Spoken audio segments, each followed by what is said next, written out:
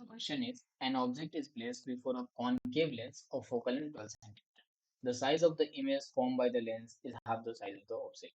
यानी कि क्वेश्चन में ये कह रहा है कि एक कॉन्केव लेंस है जिसकी फोकल लेंथ 12 सेंटीमीटर है और उसके सामने एक ऑब्जेक्ट रखा हुआ है। मैं मानता हूँ ये एक कॉन्केव लेंस है, ठीक। इसकी फोकल लेंथ है 12 सेंटीमीटर, ठीक।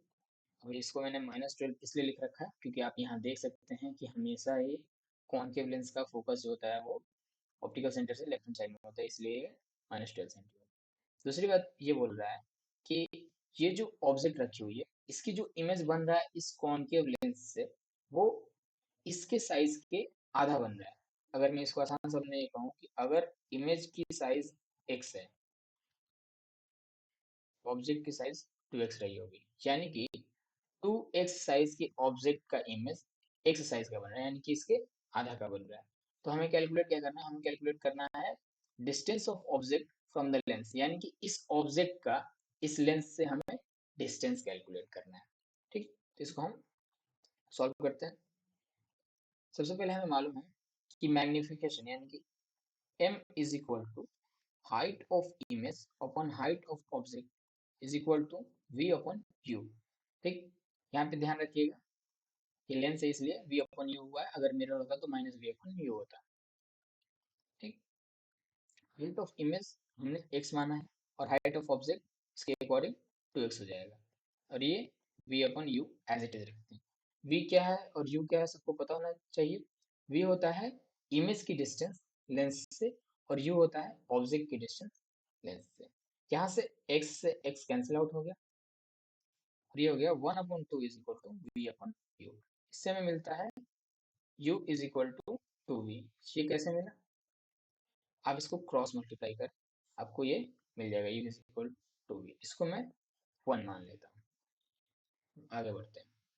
अब हम यूज करेंगे क्या, हम यूज करेंगे लेंस फॉर्मूला। अब लेंस फॉर्मूला हम क्यों यूज कर रहे हैं, इसलिए यूज कर रहे हैं क्योंकि हमें u की वैल्यू कैलकुलेट करनी है। u की वैल्यू क्यों कैलकुलेट करनी है, क्योंकि यही हमें ऑब्जेक्ट की डिस्टेंस बताएगा, इस ऑब्जेक्ट की डिस्टेंस बताएगा कहाँ से, इस लेंस से, ठीक। लेंस फॉर्मूला क्या होती है, ये होती है 1/v minus 1/u is equal to 1/f। अब 1/v क्या है, इसको हम एज इट इज रखते हैं। अब 1/u यानी कि u की जगह पे हम क्या पुट कर सकते हैं, अगर हम इसे देखें तो हम u की जगह पे 2v पुट कर सकते हैं। तो मैं यहाँ पे u की जगह पे 2v रख देता हूँ और f जो है हमें क्वेश्चन में दिया हुआ है जो कि है -12 सेंटीमीटर, तो इसको मैं यहाँ पे पुट कर देता हूँ। अगर सॉल्व इसका एलसीएम हो जाएगा 2v, v और 2v का एलसीएम अगर हम कैलकुलेट करें तो होता है 2v। यहाँ पे हो जाएगा 2 - 1 इज इक्वल टू 1/-12। इसे और आगे सॉल्व करें, ये हो जाएगा 1/2v इज इक्वल टू 1/-12।